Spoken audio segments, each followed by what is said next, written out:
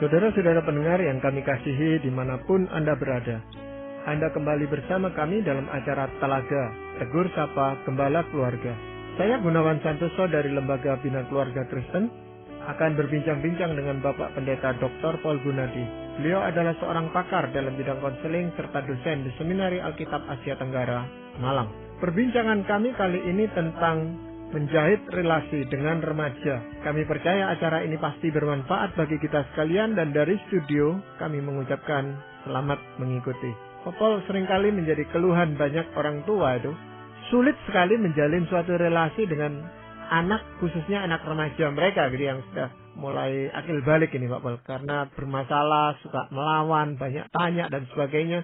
Apalagi kalau latar belakang hubungan mereka memang sudah kurang baik sejak kecil. Karena harapan yang salah atau anak yang salah menanggapi kasih orang tua. Nah ini bagaimana Pak Pol? Apakah bisa ditolong atau harus tetap kondisinya seperti itu? Karena makin lama makin buruk itu Pak Pol. Seharusnya waktu anak-anak memasuki usia remaja, relasi orang tua itu akan masuk ke dimensi yang berbeda. Nah, dimensi yang berbeda tidak harus menjadi sebuah dimensi yang lebih buruk daripada dimensi sebelumnya. Nah, tapi memang tadi Pak Ganang sudah singgung, kalau ada masa sebelum anak-anak remaja, relasi kita dengan anak sudah buruk. Hampir dapat dipastikan dimensi remaja itu akan menjadi puncak buruknya relasi kita dengan anak. Meledaklah semuanya. Dan kita harus juga menyadari bahwa pada masa anak remaja, kalau kita dan suami atau kita dan istri menyimpan masalah, biasanya masalah kita pun sebagai suami istri meledaknya itu di waktu anak-anak berusia remaja. Karena di usia remaja lah boleh dikatakan keluarga itu dalam dimensi yang baru dituntut mengadakan perubahan paling banyak. Kita melalui tahapan perubahan-perubahan ya dalam hidup kita. Kita nggak selalu itu stagnan sama terus menerus setiap hari. Enggak memang. Namun dapat dipastikan bahwa pada masa anak remaja lah, orang tua dan anak-anak dituntut untuk melakukan banyak penyesuaian. Karena itulah yang diperlukan. Karena pada masa anak remaja, mereka menjadi calon orang dewasa. Artinya, kalau dulu di rumah kita itu hanya ada 2 kepala, suami dan istri, yang maksudnya bisa mengambil keputusan dan menentukan sesuatu. Kalau anaknya 3, dan sekarang sudah mulai remaja, berarti di rumah itu ada 5 kepala. Dulu 2 kepala sudah lumayan rumit. Karena dua-dua harus saling menyesuaikan. Kalau 2 kepala itu tidak menyatu Pak Gunawan, anak-anak besar, wah ini berabe sekali. Berarti 5 kepala atau 4 kepala. Tapi kalau 2 kepala itu sudah berhasil menyatu, sebelum anak-anak memasuki usia remaja, waktu mereka remaja, penyatuan kepala istri dan suami dapat nantinya mengatur 2-3 kepala anak remaja itu. Maka sekali lagi saya tekankan, memang usia remaja seyogianya menjadi sebuah dimensi baru dalam kehidupan. Kita mesti berubah, anak-anak mesti berubah. Banyak penyesuaian harus kita lakukan. Namun tidak mesti itu menjadi sebuah dimensi yang lebih buruk kondisinya daripada sebelum-sebelumnya. Ya, kalau begitu langkah-langkah apa Pak Pol? Atau hal-hal apa yang bisa kita lakukan untuk memperbaiki hubungan itu? Katakan pada waktu mereka masih anak-anak, hubungannya buruk gitu Pak Pol ya. Nah, tapi kita sekarang mau memperbaiki. Ada beberapa yang akan saya coba bahas Pak Gunawan. Yang pertama adalah, saya mau kita ini mengingat prinsip pertama, yaitu seburuk-buruknya relasi dengan anak. Sadarilah bahwa pada dasarnya anak itu tetap ingin menjalin relasi yang baik dengan kita. Nah ini mungkin buat sebagian orang tua, rasanya nggak benar ini. Kok saya melihatnya kebalikannya. Anak-anak kok justru kayaknya nggak mau menjalin relasi dengan kami. Oh enggak. Pada dasarnya, sebetul-betulnya anak-anak itu menginginkan relasi yang baik dengan orang tua. Namun dalam perjalanannya, karena mereka itu merasa nggak mendapatkan tanggapan yang sesuai, atau mereka merasa bahwa ada hal-hal yang kita lakukan yang membuatnya itu tuh merasa tertolak. Nah, akhirnya itu yang membuat mereka bersikap acuh tak acuh kepada kita atau menjauh dari kita. Ya, tapi pada dasarnya sebetulnya anak ingin dekat kepada orang tua. Maka dalam usia-usia remaja, sebetulnya orang tua masih berkesempatan untuk menjalin relasi kembali dengan anak-anaknya. Kalau saja orang tuanya bersedia memang untuk mengesampingkan gengsi, berani terbuka, berani mengakui kesalahan, dan sebagainya. Dan terutama ini ya, berani mendengarkan apa yang anak katakan kepadanya.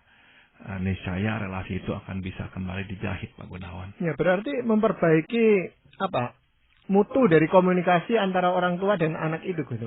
Tepat sekali, yaitu komunikasi yang nggak lagi menekankan gengsi, saya benar karena saya orang tua, apalah kamu harus dengarkan saya. Enggak, relasi yang terbuka, artinya kita terbuka juga dengan kekurangan kita, kelemahan, kesalahan kita, berani mengakui dan minta maaf kalau itu memang perlu kita lakukan, dan mau mendengarkan apa yang anak katakan. Salah satu keluhan terutama remaja terhadap orang tuanya adalah orang tua saya tidak mendengarkan saya. Orang tua lebih tertarik menyampaikan pikirannya kepada saya daripada mendengarkan pikiran saya. Nah, ini membuat anak-anak akhirnya enggan menjalin relasi dengan kita, ya. Jadi tetap saya mau tekankan, sebetulnya anak ingin menjalin relasi yang baik dengan kita. Ya, tapi kalau keinginan itu tidak mendapat tanggapan yang positif dari orang tua, suatu saat juga bisa padam gitu, Pak Pal, ya? Padam, betul sekali. Kalau nggak ada lagi ya perbaikan, kok sama lagi. Akhirnya anak berkata, ya buat apa? Udah dah. Nah, biasanya yang orang tua tangkap akhirnya itu. Anak kok nggak mau lagi ya membuka relasi dengan orang tua. Nah, sebelumnya apa yang terjadi itu tuh yang harus orang tua introspeksi diri. Ya, hal yang lain apa, Pak? Yang berikut adalah tentang sikap menolak ya. Orang tua ada kalanya melihat anak-anak kok menolaknya. Nah, ketahuilah bahwa sikap menolak anak lebih dikarenakan oleh ketakutannya pada penolakan kita kepadanya. Ya, artinya anak-anak itu tuh melihat kita sudah menolaknya. Kita ini yang sebetulnya nggak mau ngomong dengan dia, nggak suka dengan dia.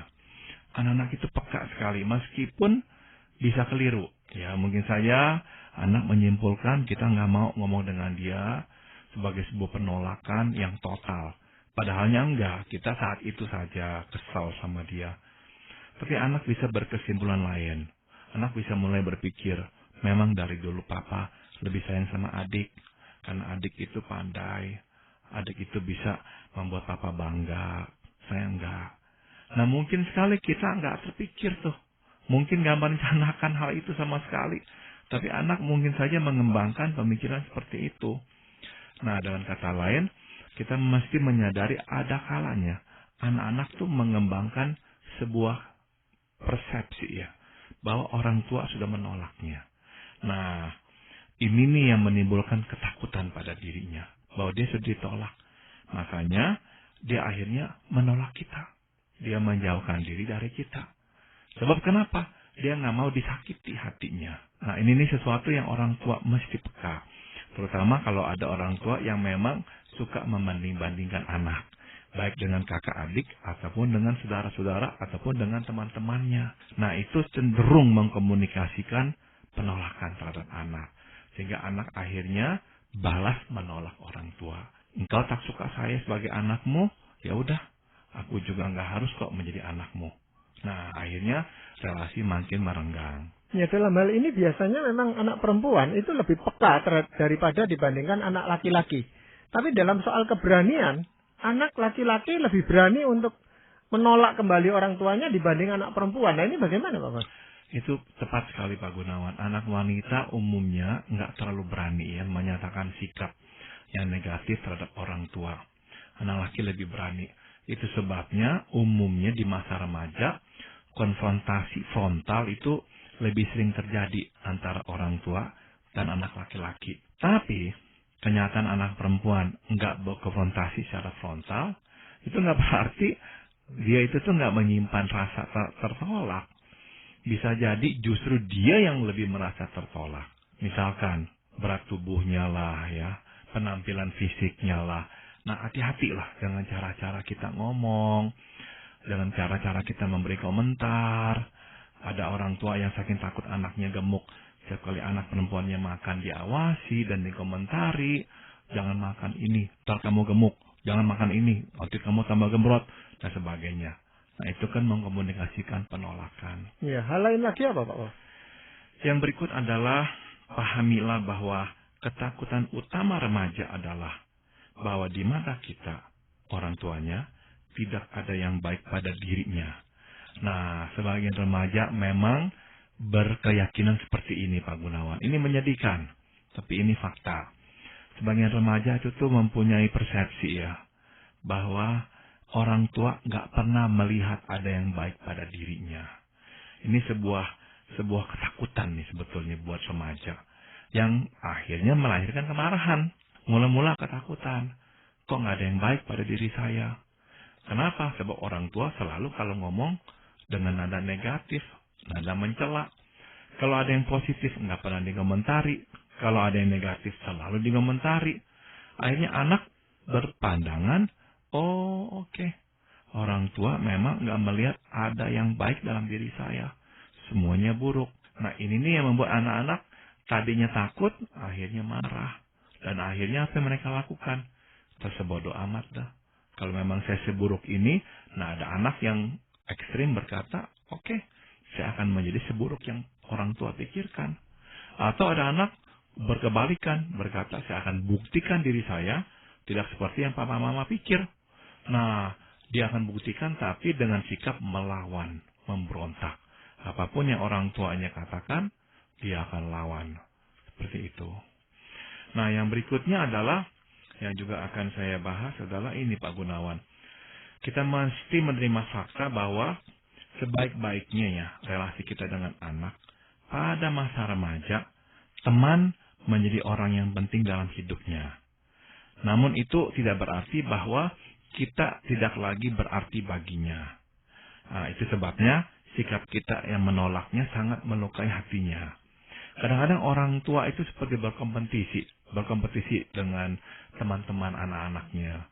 Kenapa kamu kok sama teman begitu? Sama saya enggak. Kenapa kok sama teman selalu didahulukan, saya enggak?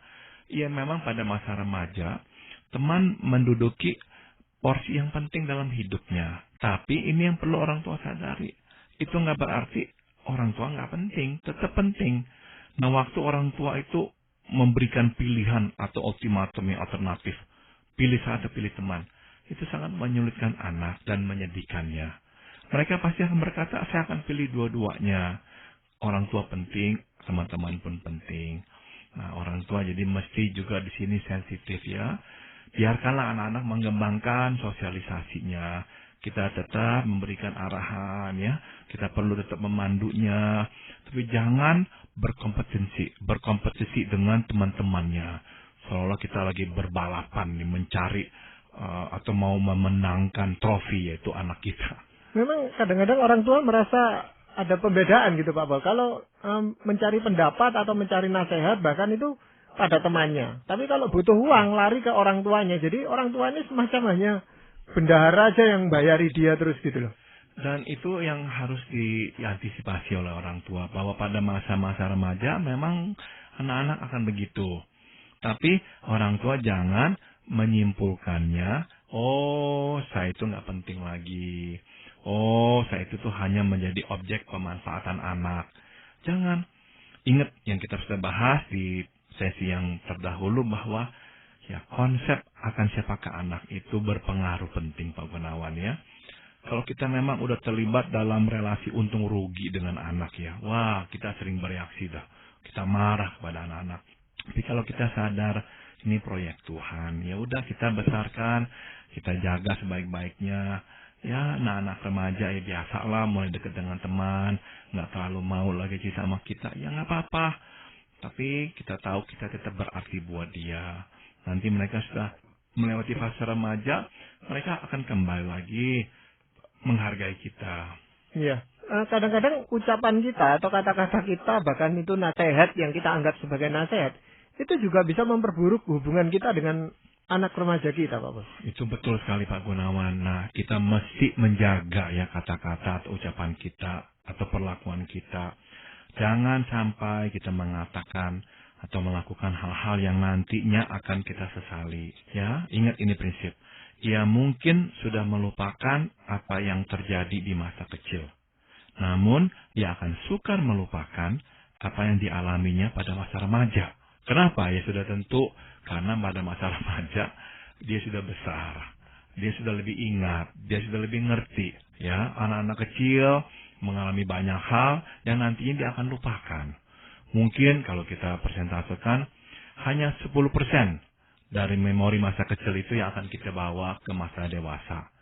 Tapi besar kemungkinan Pak Gunawan 60-70% memori masa remaja kita bawa sampai usia dewasa. Karena jaraknya lebih dekat dengan usia dewasa dan di usia remaja kita lebih mengerti. Sehingga kita itu tuh akan lebih dapat memaknai perlakuan atau ucapan orang tua. Misalkan, tanpa kita sadari kita lagi marah, kita berkata kepada anak kita, saya nyesel punya anak kamu. Nah, itu tuh bisa ditafsir oleh anak ya, bahwa bener loh, mama itu atau papa itu bener-bener nyesel punya saya sebagai anak. Nggak heran sikap-sikapnya dulu ini. Anak tuh mulai bisa merangkai Pak Gunawan. Dan memaknai dengan sebuah pemaknaan yang lebih logis. Kalau sampai mama atau papa berkata begitu, itu merupakan cetusan hatinya. Sehingga itu berdampak lebih besar terhadap dirinya. Kalau anak kecil umur 6 tahun mamanya ngomong begitu, mungkin 2 hari lagi dia juga udah lupa. Dia nggak ingat lagi. Dan artinya apa buat dia juga nggak seperti waktu dia udah remaja mengertinya. Maka hati-hatilah dengan ucapan atau perlakuan kita. Sebab inilah yang akan dia ingat di masa-masa dewasanya. Ya, jadi kalau begitu langkah-langkah apa yang Pak Paul ingin sampaikan supaya hubungan antara orang tua dan remaja ini bisa terjalin kembali dengan baik gitu Pak Paul? Yang pertama ini saya sarankan, ambillah langkah ya, mengatakan kepada anak bahwa kita merindukan sebuah relasi yang akrab dengannya. Jadi kita itu dengan terbuka berkata, saya itu tuh ingin mempunyai relasi yang lebih akrab denganmu. Jadi kita nggak datang kepadanya memarahinya dan berkata, kamu kenapa sih sekarang begini nih? Kamu kenapa sih begitu? Kenapa kamu sih berbuat begini begitu? Nah, anak-anak remaja kalau mendengar kata-kata seperti itu menyalahkan dia ya, udah langsung padam keinginannya untuk berelasi dengan kita.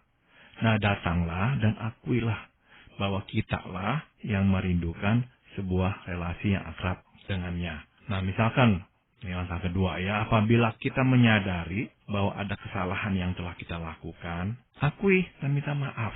Ya, jangan takut nanti anak nggak hormat kepada kita kalau kita minta maaf kepadanya. Justru waktu dia melihat kita berani minta maaf, itu mendekatkan dia dengan kita.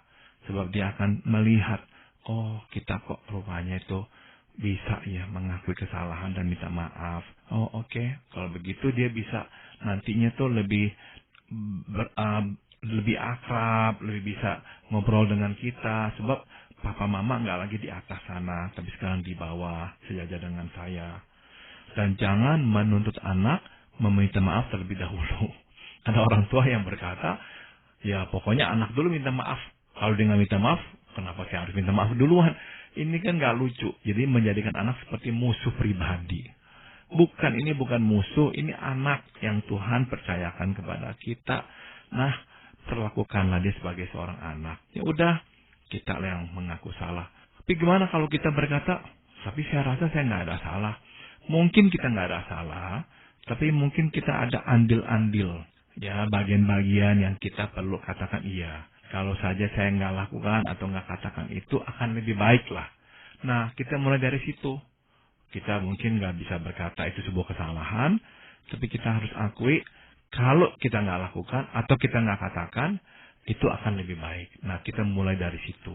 Ya, memang ada orang tua yang berkata, memang saya salah, saya minta maaf gitu. Tapi yang memicu kesalahan saya itu kamu gitu. Jadi ini balik lagi, Bapak. Anak remaja itu juga merasa bahwa dia lagi yang salah lagi gitu. Betul. Nah, maka waktu kita ngomong jangan sampai ngomongnya pendek. Ya, saya minta maaf. Nah, tapi ya kamu, terus kita ngomongnya panjang lebar 1 jam tentang kesalahan dia. Permintaan maaf kita itu nggak ada artinya. nggak ada artinya. Jadi kita ngomong, kita akui, ya ini bagian kita, andil kita, ya kita akuilah ini salah, ya. Udah, dia nggak minta maaf pun tidak apa-apa, nggak apa-apa. Biarkan nanti dia sendiri yang akan minta maaf. Kalau kita paksa-paksa dia minta maaf juga nggak ada gunanya, nggak keluar dari hatinya, ya. Nah, berikutnya adalah kita mengungkapkan alasan di belakang tindakan kita kepada dia. Misalnya nih ya, pada umumnya ketakutanlah yang melatar belakangi perbuatan kita kepadanya. Maksudnya, kita memarahi dia, bergaul dengan teman-teman tertentu, kita kritis sekali dengan teman-temannya itu, karena di belakang itu semua tersembunyi ketakutan kita. Kita takut dia nanti terseret oleh teman-temannya, melakukan hal-hal yang salah, sehingga dia akhirnya menghancurkan masa depan hidupnya. Nah, itu yang kita perlu sampaikan. Saya takut kamu begini. Maka saya mengatakan hal itu. Ya, saya mengakui kalau mungkin ya saya itu tuh nggak sekasar itu ngomongnya. Ya, saya salah itu ngomong sekasar itu. Dan saya kok tahu itu menyakiti hatimu. Nah, saya minta maaf ya. Saya minta maaf. Ya, tapi sekarang ya kamu ngerti lah. Di belakang itu inilah masalahnya. Saya takut. Nah, kemudian kita bawa ke poin berikutnya. Bahwa di balik ketakutan kita, ada kasih kita yang sangat besar kepadanya. Kita berkata, kamu tahu nggak kenapa saya takut? Kamu nanti akan merusakkan masa depanmu, hidupmu. Kamu tahu nggak kenapa saya takut? Sebab saya sangat mencintaimu. Saya nggak mau ada apa-apa dengan hidupmu.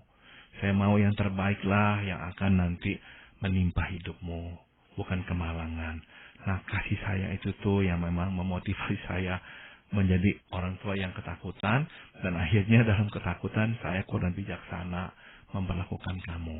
Ya, itu yang seringkali terbaca oleh para remaja adalah bahwa orang tua tidak mempercayai dia gitu. Tidak mempercayai dirinya sebagai anak remaja yang bisa mengatasi masalah-masalah itu gitu. Nah, dalam kasus seperti itu Pak Gunawan, memang kita harus introspeksi ya. Apakah kita yang terlalu berhati-hati? Karena ada kalanya anak remaja sudah mampu ya, dan bisa dipercaya. Sehingga kita seharusnya ya bisa lepaskan dia.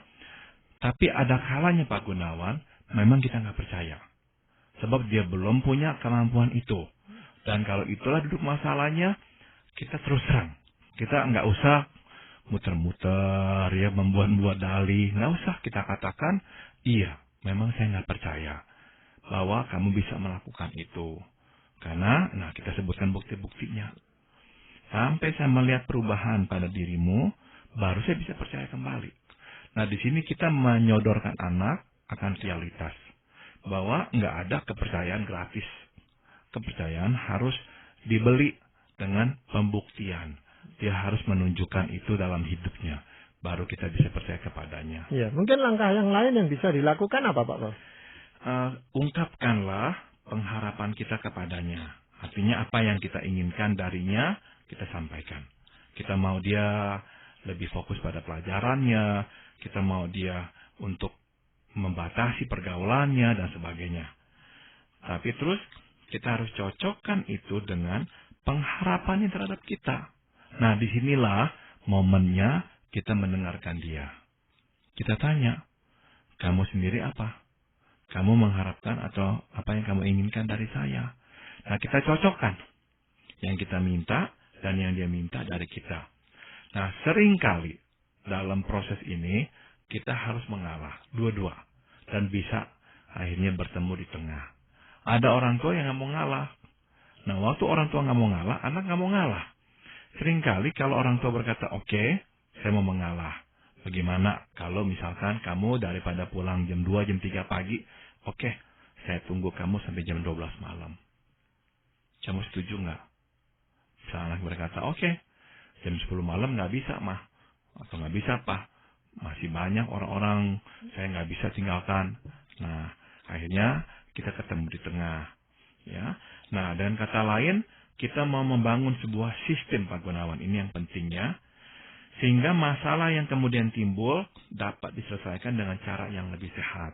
Dengan kita mengajaknya berbicara seperti ini, kita sebetulnya itu membangun sebuah sistem. Sehingga lain kali anak tahu ada masalah, dia bisa ngomong dengan kita. Dan dia pun tahu kita bisa ngomong kepada dia. Nah, sistem ini nih yang kita mesti memang ciptakan dalam relasi dengan remaja. Ya, mungkin ada hal terakhir yang ingin Pak Paul sampaikan. Ini Pak Gunawan, kita katakan ya kepada anak kita bahwa kita baru mengerti apa itu kasih pada waktu pertama kali kita menggendongnya di tangan kita. Katakanlah bahwa sampai kapanpun dan dalam kondisi apapun, kita akan terus mengasihinya. Inilah janji yang kita buat di hadapan Tuhan, Pak Gunawan. Jadi itu semacam komitmen yang anak harus tahu gitu, Pak Paul. Betul sekali, Pak Gunawan. Jadi kita tekankan, ini nih, kasih. Dan kita baru mengerti apa itu kasih. Suatu kita pertama kali menggendongnya di tangan kita. Kita baru merasakan luapan kasih yang begitu kuat. Ya, dan begitu kudus tuh kepada anak. Nah, maka ini kasihlah yang tetap kita miliki sampai sekarang. Dan sampai kapanpun, dan dalam kondisi apapun. Ya, dalam hal itu, apakah kita bisa minta kepada anak remaja kita untuk juga membantu kita, supaya kita tetap mengasihi dia, gitu? Boleh, kita katakan ya, kamu sudah tahu isi hati saya, ya kamu juga tolong ya, jaga relasi kasih ini. Karena kasih perlu dijaga, saling menghormati satu sama lain. Nah, tolong kita saling jaga. Ya, apakah ada ayat firman Tuhan yang bisa menjadi pegangan bagi orang tua, gitu, Pak? Saya akan bacakan dari Amsal 29 ayat 17. Didiklah anakmu, maka ia akan memberikan ketentraman kepadamu dan mendatangkan sukacita kepadamu. Kalau saja kita bisa menjahit relasi itu, membangun sebuah sistem di mana anak dan kita bisa membereskan masalah, nah kita itu akan memberikan ketentraman kepada diri kita, ya, dan memberikan kita sukacita sebab anak-anak akan bisa nanti bertumbuh besar sesuai dengan apa yang Tuhan tetapkan baginya. Ya, terima kasih Pak Paul untuk perbincangan ini, dan para pendengar sekalian, kami mengucapkan banyak terima kasih. Anda telah mengikuti perbincangan kami dengan Bapak Pendeta Dr. Paul Gunadi dalam acara Telaga, Tegur Sapa Gembala Keluarga. Kami baru saja berbincang-bincang tentang menjalin relasi dengan remaja. Bagi Anda yang berminat untuk mengetahui lebih lanjut mengenai acara ini, silakan menghubungi kami lewat surat. Alamatkan surat Anda ke Lembaga Bina Keluarga Kristen atau LBKK, Jalan Cimanuk 58, Malang. Anda juga dapat menggunakan email dengan alamat telaga@indo.net.id. Kami juga mengundang Anda mengunjungi situs kami di www.telaga.org. Saran-saran, pertanyaan, serta tanggapan Anda sangat kami nantikan. Akhirnya dari studio kami mengucapkan terima kasih atas perhatian Anda dan sampai jumpa pada acara Telaga yang akan datang.